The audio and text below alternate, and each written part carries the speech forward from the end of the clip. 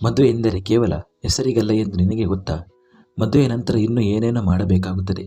ಒಂದೇ ಕೋಣೆಯಲ್ಲಿ, ಆಮೇಲೆ ಒಂದೇ ಹಾಸಿಗೆ ಮೇಲೆ. ಮದುವೆ ನಂತರದ ನನ್ನ ತೀವ್ರತೆಯನ್ನು ನೀನು ಹೇಗೆ ತಡೆದುಕೊಳ್ಳುವೆ? ನನ್ನ ಈ ಒರಟು ಸ್ಪರ್ಶವನ್ನು ಮತ್ತು ನನ್ನ ಆ ಹುಚ್ಚು ಜಿದ್ದನ್ನು ತಡೆದುಕೊಳ್ಳಲು ನಿನಗೆ ಸಾಧ್ಯವೇ?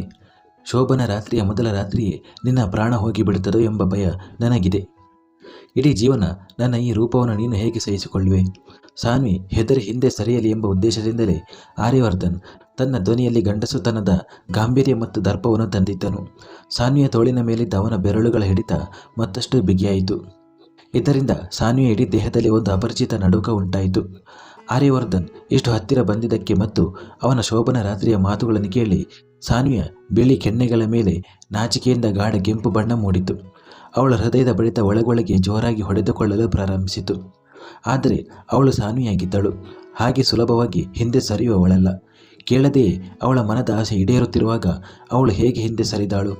ಅವಳು ಮೊದಲ ಬಾರಿಗೆ ಈ ಮನೆಗೆ ಬಂದಾಗ ಅವಳಿಗೆ ಅತ್ಯಂತ ವಿಚಿತ್ರ ಮತ್ತು ಉದಾಸೀನ ವ್ಯಕ್ತಿಯಾಗಿ ಕಂಡವನೇ ಆರ್ಯವರ್ಧನ್. ಅವನು ಅವಳೊಂದಿಗೆ ಎಂದಿಗೂ ಮಾತನಾಡುತ್ತಿರಲಿಲ್ಲ. ಆದರೆ ಆ ರೌಡಿ ಮತ್ತು ಸೊಕ್ಕಿನ ಮನುಷ್ಯ ಯಾವಾಗ ತನ್ನ ಹೃದಯದ ಸಾಮ್ರಾಜ್ಯವನ್ನು ಆಳಲು ಶುರು ಮಾಡಿದ್ದನೆಂದು ಸ್ವತಃ ಸಾನ್ವಿಗೆ ತಿಳಿಯಲಿಲ್ಲ. ಅವಳು ದೀರ್ಘವಾಗಿ ನಿಟ್ಟುಸಿರು ಬಿಟ್ಟು ತನ್ನ ಹೃದಯದ ಬಡಿತವನ್ನು ಹತೋಟಿಗೆ ತಂದುಕೊಂಡು ಆರ್ಯವರ್ಧನ ಉರಿಯುತ್ತಿರುವ ಕಣ್ಣುಗಳನ್ನು ನೇರವಾಗಿ ತನ್ನ ದುಂಡ ಕಣ್ಣುಗಳಿಂದ ದಿಟ್ಟಿಸಿದಳು. ಅವಳು ಯಾವುದೇ ಹಿಂಜರಿಕೆ ಇಲ್ಲದೆ ತುಸು ಮುಗುಳ್ನಗುತ್ತಾ ಹೇಳಿದಳು, ನಾನೇನು ಅಷ್ಟು ಚಿಕ್ಕವಳಲ್ಲ ಮಿಸ್ಟರ್ ಆ್ಯಂಗ್ರಿ ಮ್ಯಾನ್. ಪೂರ್ತಿ 20 ವರ್ಷದ ಯುವತಿ ನಾನು. ಇನ್ನು ನಿಮ್ಮ ಜಿದ್ದಿನ ಹಾಗೂ ತೀವ್ರತೆಯ ವಿಷಯಕ್ಕೆ ಬಂದರೆ ನಾನು ನಿಮ್ಮನ್ನು ಪ್ರೀತಿಸುತ್ತೇನೆ, ತುಂಬ ಪ್ರೀತಿಸುತ್ತೇನೆ. ಒಂದು ವೇಳೆ ನೀವು ನನಗೆ ಶೋಭನ ರಾತ್ರಿಯೆಂದು ಸ್ವಲ್ಪ ನೋವು ಕೊಟ್ಟರೂ ನಿಮ್ಮ ಆ ನೋವು ಮತ್ತು ಜಿದ್ದನ್ನು ನಾನು ನಗುತ್ತಾ ಸಹಿಸಿಕೊಳ್ಳುತ್ತೇನೆ. ಕೊನೆಗೂ ಪತಿಯಾದವರಿಗೆ ಎಷ್ಟಾದರೂ ಹಕ್ಕಿರುತ್ತದಲ್ಲವೇ? ಸಾನ್ವಿಯ ಈ ಧೀಮಂತ, ನಿರ್ಭೀತ ಮತ್ತು ತುಸು ನಾಚಿಕೆಯಿಲ್ಲದ ಅಂದಾಜನ್ನು ಕಂಡು ಆರ್ಯವರ್ಧನ್ ಒಳಗೊಳಗೆ ನಡುಗಿ ಹೋದನು. ತನ್ನ ಅರಿವಿಲ್ಲದೆಯೇ ಸಾನ್ವಿಯ ತೋಳಿನ ಮೇಲಿದ್ದ ಅವನ ಕೈಗಳ ಹಿಡಿತ ಸಡಿಲವಾಯಿತು. ಈ ಹುಡುಗಿ ಆಳಲು ಪ್ರಾರಂಭಿಸುತ್ತಾಳೆ ಅಥವಾ ಮದುವೆಯನ್ನು ಮುರಿದುಕೊಳ್ಳಲು ಒಪ್ಪಿಕೊಳ್ಳುತ್ತಾಳೆ ಎಂದು ಅವನು ನಿರೀಕ್ಷಿಸಿದ್ದನು. ಆದರೆ ಇಲ್ಲಿ ಇಡೀ ಆಟವೇ ಉಲ್ಟಾ ಆಗಿತ್ತು. ಅವನು ಸಾನ್ವಿಯ ತೋಳನ್ನು ಕೊಡವಿ ಬಿಟ್ಟು 2 ಹೆಜ್ಜೆ ಹಿಂದೆ ಸರಿದು ಹತಾಶೆಯಿಂದ ತನ್ನ ಹಣೆ ಸವರಿಕೊಂಡನು. ಈ ಹುಚ್ಚು ಹುಡುಗಿಯನ್ನು ಹೇಗೆ ನಿಭಾಯಿಸಬೇಕೆಂದು ಅವನಿಗೆ ತಿಳಿಯಲಿಲ್ಲ. ಅವಳನ್ನು ಕೋಪದಿಂದ ದಿಟ್ಟಿಸುತ್ತಾ ಅವನು ಉದ್ದುದ್ದ ಹೆಜ್ಜೆ ಇಡುತ್ತಾ ಕೋಣೆಯಿಂದ ಹೊರಟು ಹೋದನು. ಇತ್ತ ಸಾನ್ವಿ ತನ್ನ ಹೃದಯದ ಬಡಿತವನ್ನು ನಿಯಂತ್ರಿಸುತ್ತಾ ಹಾಸಿಗೆಯ ಮೇಲೆ ಕುಳಿತಳು. ಅಬ್ಬಾ, ಎಷ್ಟು ನಾಚಿಕೆಯಿಲ್ಲದ ಮನುಷ್ಯ ಇವನು! ಮದುವೆಗೆ ಮುಂಚೆಯೇ ಇಂತಹ ನಾಚಿಕೆ ಗೇಡಿನ ಮಾತುಗಳನ್ನು ಆಡುತ್ತಿದ್ದಾನೆ ಎಂದು ಸಾನ್ವಿ ಕೋಪದಿಂದ ಗೊಣಗಿದಳು. ಆಗ ಅವಳ ಒಳಗಿನ ಧ್ವನಿ ಕೇಳಿಸಿತು, ಹಾಗಾದರೆ ನೀನೇನು ಕಮ್ಮಿಯೇ? ನೀನು ಕೂಡ ಅವನ ಮಾತುಗಳಿಗೆ ಸಮಾನವಾಗಿ ಉತ್ತರಿಸಿದ್ದೆಯಲ್ಲವೇ? ತನ್ನದೇ ಮಾತುಗಳನ್ನು ನೆನಪಿಸಿಕೊಂಡು ಅವಳು ತೀವ್ರವಾಗಿ ನಾಚಿಕೊಳ್ಳುತ್ತಾ ತನ್ನ 2 ಕೈಗಳಿಂದ ಮುಖವನ್ನು ಮುಚ್ಚಿಕೊಂಡಳು. ಕಿಟಕಿಯಿಂದ ಬರುತ್ತಿದ್ದ ತಂಗಾಳಿಯು ಆರ್ಯವರ್ಧನ ಒಳಗಿನ ಉರಿಯುತ್ತಿರುವ ಕೋಪವನ್ನು ತಣ್ಣಗಾಗಿಸಲು ಸಾಧ್ಯವಾಗುತ್ತಿರಲಿಲ್ಲ. ಸಾನ್ವಿಯ ಕೋಣೆಯಿಂದ ಹೊರಬಂದ ನಂತರ ಅವನು ತನ್ನ ಸ್ಟಡಿ ರೂಮ್ಗೆ ಬಂದಿದ್ದನು. ಅವನು ಮೇಜಿನ ಮೇಲಿದ್ದ ನೀರಿನ ಲೋಟವನ್ನು ಒಂದೇ ಉಸಿರಿಗೆ ಖಾಲಿ ಮಾಡಿ ತನ್ನ ಕಣ್ಣುಗಳನ್ನು ಮುಚ್ಚಿಕೊಂಡನು. ಕಣ್ಣುಗಳನ್ನು ಮುಚ್ಚುತ್ತಿದ್ದಂತೆ ಕೇವಲ 2 ವರ್ಷದ ಮುಗ್ಧ ಮಗುವಿನ ಮುದ್ದಾದ ಮುಖ ಅವನ ಕಣ್ಣ ಮುಂದೆ ಬಂದಿತು. ಇಂದು ಬೆಳಗ್ಗೆಯಷ್ಟೇ ಅವನು ಆ ಮಗುವನ್ನು ಭೇಟಿಯಾಗಿ ಬಂದಿದ್ದನು. ಎಷ್ಟು ಹೊತ್ತಿನವರೆಗೆ ಅವನು ಆ ಮಗುವನ್ನು ತನ್ನ ಎದೆಗೆ ಅಪ್ಪಿಕೊಂಡು ಅದರ ಸುವಾಸನೆಯನ್ನು ಅನುಭವಿಸುತ್ತಿದ್ದನೋ ಆ ಮಗು ತನಗೆ ಏನೂ ಆಗದಿದ್ದರೂ ಅವನಿಗೆ ಎಲ್ಲವೂ ಆಗಿತ್ತು. ಅವನ ಜೀವವಾಗಿತ್ತು, ಅವನ ಇಡೀ ಜಗತ್ತಾಗಿತ್ತು. ಆ ಮಗುವಿನೊಂದಿಗೆ ಅವನಿಗೆ ಒಂದು ವಿಚಿತ್ರವಾದ ಒಲವು ಉಂಟಾಗಿತ್ತು. ಸಾನ್ವಿಯ ಎಳೆಯ ವಯಸ್ಸು, ಅವಳ ತಿಳುವಳಿಕೆ ಇಲ್ಲದ ನಡವಳಿಕೆ ಮತ್ತು ತುಂಟತನದ ಕಾರಣದಿಂದಾಗಿ ಅವನು ಮದುವೆಯಿಂದ ಓಡಿ ಹೋಗುತ್ತಿದ್ದಾನೆ ಎಂದು ಎಲ್ಲರೂ ಭಾವಿಸುತ್ತಿದ್ದರು. ಆದರೆ ನಿಜ ಏನೆಂದರೆ ವರ್ಧನ್ ಮೆನ್ಷನ್ನ ಈ ಎತ್ತರದ ಗೋಡೆಗಳ ಹಿಂದೆ ಒಂದು ರಹಸ್ಯ ಹೂತು ಹೋಗಿತ್ತು. ಅದರ ಸುಳಿವು ಅವನ ತಾತನಿಗೂ ಇರಲಿಲ್ಲ. ಎಂದಿಗೆ ಸರಿಯಾಗಿ 3 ವರ್ಷಗಳ ಹಿಂದೆ ಅವನ ಜೀವನದಲ್ಲಿ ಒಂದು ತಿರುವು ಬಂದಿತ್ತು. ಅದು ಅವನನ್ನು ಶಾಶ್ವತವಾಗಿ ಬದಲಾಯಿಸಿತು. ಅದು ಅತ್ಯಂತ ಬಿರುಗಾಳಿ ಮತ್ತು ಭಾರೀ ಮಳೆಯ ರಾತ್ರಿಯಾಗಿತ್ತು. ಆರ್ಯವರ್ಧನ್ ತನ್ನ ಕಾರಿನಲ್ಲಿ ಒಂದು ನಿರ್ಜನ ಸೇತುವೆಯ ಮೂಲಕ ಹಾದು ಹೋಗುತ್ತಿದ್ದನು. ಆಗ ಉಕ್ಕಿ ಹರಿಯುತ್ತಿದ್ದ ನದಿಗೆ ಜಿಗಿಯಲು ಸಿದ್ಧವಾಗುತ್ತಿದ್ದ ಹುಡುಗಿಯೊಬ್ಬಳು ಅವನ ಕಣ್ಣಿಗೆ ಬಿದ್ದಳು. ತನ್ನ ಕಠಿಣ ಸ್ವಭಾವಕ್ಕೆ ವಿರುದ್ಧವಾಗಿ ಆರ್ಯವರ್ಧನ್ ಒಂದು ಕ್ಷಣವೂ ವ್ಯರ್ಥ ಮಾಡದೆ ಓಡಿಹೋಗಿ ಆ ಹುಡುಗಿಯ ಕೈಯನ್ನು ಹಿಡಿದು ಹಿಂದಕ್ಕೆ ಎಳೆದನು. ಆ ಹುಡುಗಿ ನೆಲದ ಮೇಲೆ ಬಿದ್ದಳು. ಅವಳ ಕಣ್ಣುಗಳಿಂದ ಕಣ್ಣೀರಿನ ಮಹಾಪೂರವೇ ಹರಿಯುತ್ತಿತ್ತು. ಅವಳಿಗೆ ಪ್ರಜ್ಞೆ ಬರುತ್ತಿದ್ದಂತೆ ಅವಳು ಆರ್ಯವರ್ಧನ್ನ ಕಾಲರ್ ಹಿಡಿದು ಹುಚ್ಚಿಯಂತೆ ಅಳುತ್ತಾ ಕಿರುಚಲಾರಂಭಿಸಿದಳು. ನನ್ನನ್ನು ಯಾಕೆ ಉಳಿಸಿದೆ? ನನ್ನನ್ನು ಯಾಕೆ ಬದುಕಲು ಬಿಟ್ಟೆ? ಇಂದು ಉಳಿಸಿದರೆ ಏನಾಯಿತು? ನಾಳೆ ನಾನು ಮತ್ತೆ ನನ್ನ ಪ್ರಾಣವನ್ನು ಕಳೆದುಕೊಳ್ಳುತ್ತೇನೆ. ನನಗೆ ಈ ಕ್ರೂರ ಜಗತ್ತಿನಲ್ಲಿ ಬದುಕಲು ಇಷ್ಟವಿಲ್ಲ. ನನ್ನನ್ನು ಸಾಯಲು ಬಿಡು. ಬದುಕಲು ನನ್ನ ಬಳಿ ಏನೂ ಉಳಿದಿಲ್ಲ. ಎಲ್ಲವೂ ಮುಗಿದು ಹೋಗಿದೆ. ಅಳುತ್ತಾ ಆ ಹುಡುಗಿ ಹೇಳಿದ ಸತ್ಯ ಆರ್ಯವರ್ಧನ ಕಾಲ ಕೆಳಗಿನ ನೆಲ ಕುಸಿಯುವಂತೆ ಮಾಡಿತು. ಆ ಹುಡುಗಿ ಗರ್ಭಿಣಿಯಾಗಿದ್ದಳು ಮತ್ತು ಅವಳು ತನ್ನವನೆಂದು ನಂಬಿದ್ದ ಪ್ರಿಯಕರ ಅವಳನ್ನು ಈ ಪರಿಸ್ಥಿತಿಯಲ್ಲಿ ಏಕಾಂಗಿಯಾಗಿ ಬಿಟ್ಟು ಮೋಸ ಮಾಡಿ ಓಡಿ ಹೋಗಿದ್ದನು. ಸಮಾಜದ ನಿಂದನೆ, ಕುಟುಂಬದ ಅಪಕೀರ್ತಿ ಮತ್ತು ಹೊಟ್ಟೆಯಲ್ಲಿ ಬೆಳೆಯುತ್ತಿರುವ ಆ ಮುಗ್ಧ ಜೀವ ಆ ಹುಡುಗಿ ಸಂಪೂರ್ಣವಾಗಿ ಧೃತಿಗೆಟ್ಟಿದ್ದಳು. ಆ ರಾತ್ರಿ ಆ ಅಸಹಾಯಕ ಹುಡುಗಿಯ ಪ್ರಾಣವನ್ನು ಉಳಿಸಲು ಮತ್ತು ಆ ಹುಟ್ಟಲಿರುವ ಮಗುವಿಗೆ ಒಂದು ಹೆಸರನ್ನು ನೀಡಲು ಆರ್ಯವರ್ಧನ್ ತನ್ನ ಜೀವನವನ್ನೇ ಬಣಕ್ಕಿಡುವಂತಹ ಒಂದು ನಿರ್ಧಾರವನ್ನು ತೆಗೆದುಕೊಂಡನು. ಅವನು ಯಾವುದೇ ಪ್ರೀತಿ ಇಲ್ಲದೆ ಕೇವಲ ಮಾನವೀಯತೆಯ ಕರ್ತವ್ಯಕ್ಕಾಗಿ ಆ ಹುಡುಗಿಯೊಂದಿಗೆ ನ್ಯಾಯಾಲಯದಲ್ಲಿ ರಹಸ್ಯವಾಗಿ ಮದುವೆಯಾದನು. ಆ ಮದುವೆ ಕೇವಲ ಒಂದು ಒಪ್ಪಂದವಾಗಿತ್ತು, ಮುಳುಗುತ್ತಿರುವ ಜೀವನಕ್ಕೆ ನೀಡಿದ ಆಸರೆಯಾಗಿತ್ತು. ಮದುವೆಯ ನಂತರ ಅವನು ಅವಳನ್ನು ತನ್ನ ಅಪಾರ್ಟ್ಮೆಂಟ್ಗೆ ಕರೆದುಕೊಂಡು ಹೋಗಿ ಅಲ್ಲಿ ಅವಳಿಗೆ ಎಲ್ಲ ರೀತಿಯ ಸೌಕರ್ಯಗಳನ್ನು ಒದಗಿಸಿದನು. ಆರತಿ ಹೆಸರಿನ ಆ ಹುಡುಗಿಗೆ ಬದುಕುವ ಯಾವುದೇ ಆಸೆ ಇರಲಿಲ್ಲ. ಆದರೆ ಆರ್ಯವರ್ಧನ್ ಅವಳಿಗೆ ತಿಳಿ ಹೇಳಿದನು, ನೀವಿಬ್ಬರು ತಪ್ಪು ಹೆಜ್ಜೆ ಇಟ್ಟರೆ ಈ ಮುಗ್ಧ ಮಗುವಿನ ತಪ್ಪೇನಿದೆ? ನಿನ್ನೊಂದಿಗೆ ಈ ಮಗುವಿನ ಪ್ರಾಣವನ್ನು ಏಕೆ ತೆಗೆಯಲು ಬಯಸುತ್ತೀಯಾ? ಈ ಮುಗ್ಧನನ್ನು ಪ್ರಪಂಚಕ್ಕೆ ಕರೆದುಕೊಂಡು ಬಾ. ಇದರ ಜವಾಬ್ದಾರಿಯನ್ನು ನಾನು ತೆಗೆದುಕೊಳ್ಳುತ್ತೇನೆ ಎಂದು ಭರವಸೆ ನೀಡುತ್ತೇನೆ ಎಂದು ಹೇಳಿದನು. ಆರ್ಯವರ್ಧನ್ನ ಮಾತುಗಳ ಪ್ರಭಾವದಿಂದ ಆರತಿಗೆ ತನ್ನಲ್ಲಿ ಬೆಳೆಯುತ್ತಿದ್ದ ಆ ಪುಟ್ಟ ಜೀವದ ಮೇಲೆ ಪ್ರೀತಿ ಉಂಟಾಗತೊಡಗಿತು. ಅವಳು ತನ್ನ ಹೊಟ್ಟೆಯ ಮೇಲೆ ಕೈಯಿಟ್ಟು ಅದರ ಹೃದಯ ಬಡಿತವನ್ನು ಅನುಭವಿಸಿದಳು ಮತ್ತು ಮುಂದಿನ ಕ್ಷಣದಲ್ಲೇ ತಡೆಯಲಾರದೆ ಅಳುತ್ತಾ ಆರ್ಯವರ್ಧನ್ನ ಎದೆಗೆ ಹೊರಗಿಕೊಂಡಳು. ಎಷ್ಟೋ ಸಮಯದವರೆಗೆ ಅವಳು ಅವನ ಎದೆಗೆ ಹೊರಗೆ ಅಳುತ್ತಿದ್ದಳು ಮತ್ತು ಅವನು ಅವಳಿಗೆ ಸಮಾಧಾನ ಪಡಿಸುತ್ತಿದ್ದನು. ಆರತಿಯ ಆರೋಗ್ಯ ಸ್ವಲ್ಪ ಸುಧಾರಿಸಿದಾಗ ಅವಳಿಗೆ ಯಾವುದೇ ತೊಂದರೆಯಾಗದಂತೆ ನೋಡಿಕೊಳ್ಳುವುದಾಗಿ ಭರವಸೆ ನೀಡಿ ಅವನು ತನ್ನ ಮನೆಗೆ ಮರಳಿದನು.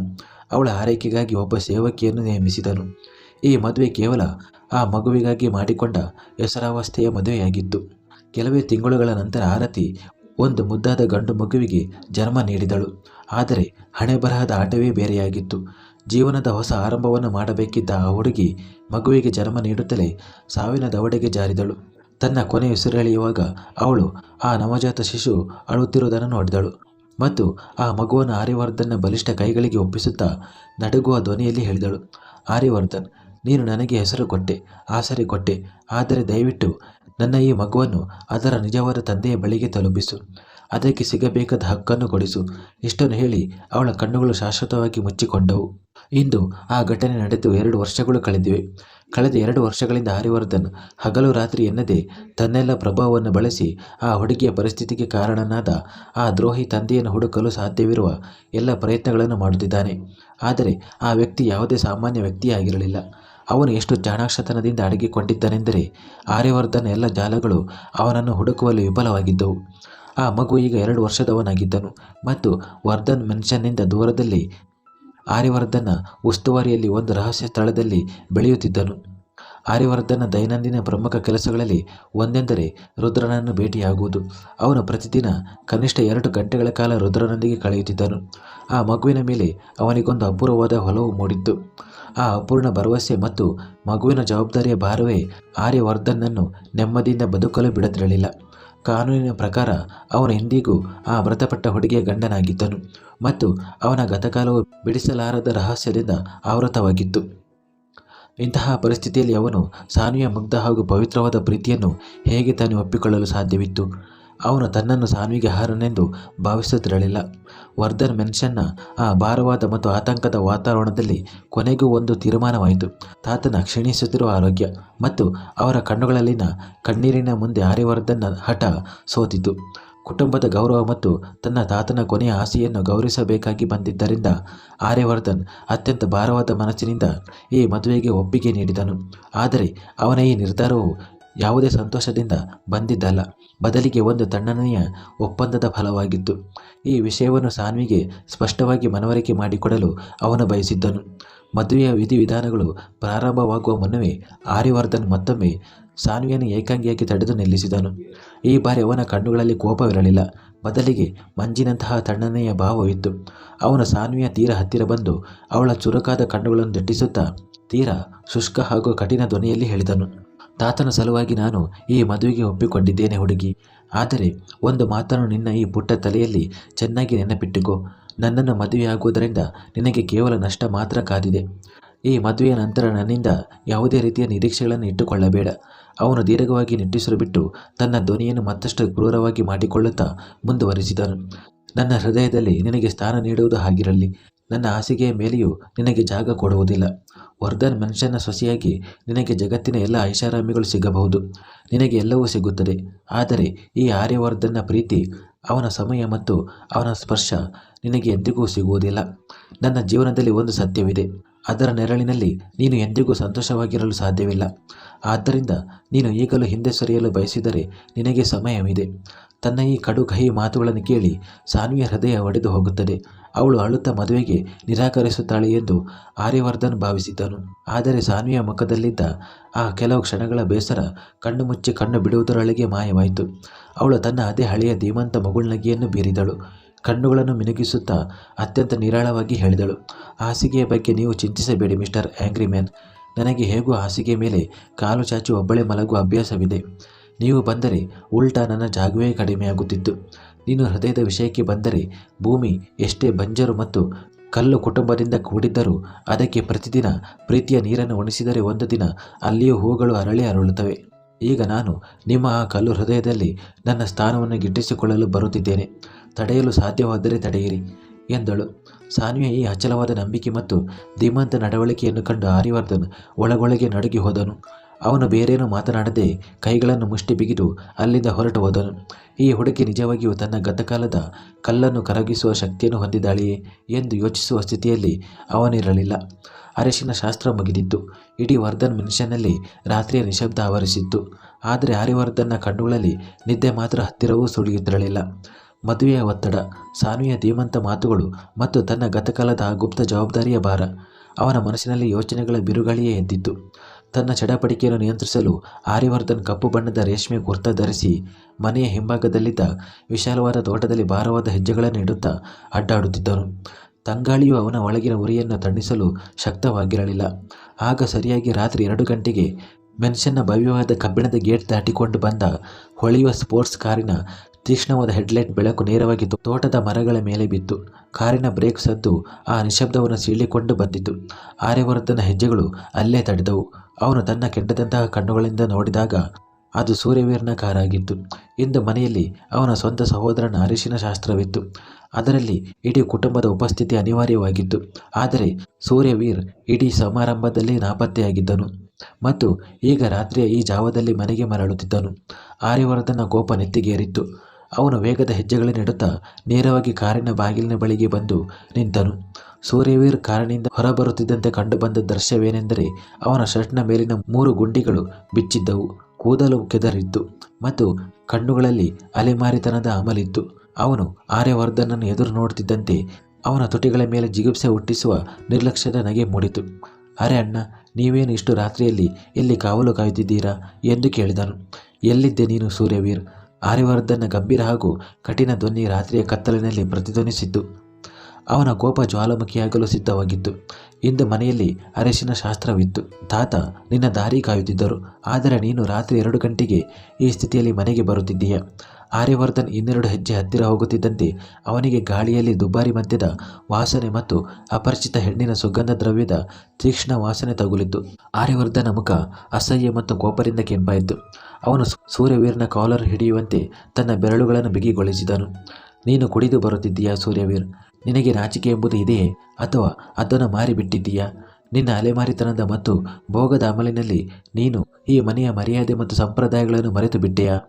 ಸೂರ್ಯವೀರ್ ದೀರ್ಘವಾಗಿ ನಿಟ್ಟುಸಿರು ಬಿಟ್ಟು ಕಣ್ಣುಗಳನ್ನು ತಿರುಗಿಸುತ್ತಾ ಆರ್ಯವರ್ಧನನ್ನು ಹಿಂದೆ ತಳ್ಳಿ ಒಳಗೆ ನಡೆದು ಹೋದನು. ಆರ್ಯವರ್ಧನ್ ಕೈಗಳನ್ನು ಮುಷ್ಟಿ ಬಿಗಿದು ಕೋಪದಿಂದ ಅವನು ಹೋಗುವುದನ್ನೇ ನೋಡುತ್ತಾ ನಿಂತನು. ಒಂದೇ ತಾಯಿಯ ಗರ್ಭದಲ್ಲಿ ಜನಿಸಿದ 2 ಸಹೋದರರಲ್ಲಿ ಆಕಾಶ ಭೂಮಿಯ ವ್ಯತ್ಯಾಸವಿತ್ತು. ಆರ್ಯವರ್ಧನ್ ಕುಟುಂಬದ ತತ್ವಗಳು ಗೌರವ ಮತ್ತು ಮರ್ಯಾದೆಯ ರಕ್ಷಣಾ ಕವಚವಾಗಿದ್ದರೆ, ಸೂರ್ಯವೀರ್ ಅದೇ ವಂಶದ ಕೀರ್ತಿಯನ್ನು ತನ್ನ ಕಾಮ ಹಾಗೂ ಭೋಗದ ಜ್ವಾಲೆಯಲ್ಲಿ ಭಸ್ಮ ಮಾಡಲು ಹೊರಟಿದ್ದನು. ಸೂರ್ಯವೀರ್ ತನ್ನದೇ ದಾಟಿಯಲ್ಲಿ ಮುಖದ ಮೇಲೆ ಅಸಹ್ಯಕರ ನಗೆಯನ್ನು ಹೊತ್ತು ಕಾರಿಡಾರ್ ಕಡೆಗೆ ಸಾಗಿದನು. ಆರ್ಯವರ್ಧನ್ನ ರಕ್ತ ಕೋಪದಿಂದ ಕುದಿಯುತ್ತಿತ್ತು. ವರ್ಧನ್ ಮನುಷ್ಯನಲ್ಲಿ ಮದುವೆಯ ಶಹನಾಯಿ ಧ್ವನಿ ಮೊಳಗುತ್ತಿತ್ತು ಮತ್ತು ಇಡೀ ಮನೆ ದೀಪಾಲಂಕಾರದಿಂದ ಕಂಗೊಳಿಸುತ್ತಿತ್ತು. ಮೆಹಂದಿ ಶಾಸ್ತ್ರದ ಸಮಯದಲ್ಲಿ ಇಡೀ ಹಾಲ್ ಅತಿಥಿಗಳಿಂದ ತುಂಬಿ ತುಳುಕುತ್ತಿತ್ತು. ಮುಂದುವರಿಯುವುದು.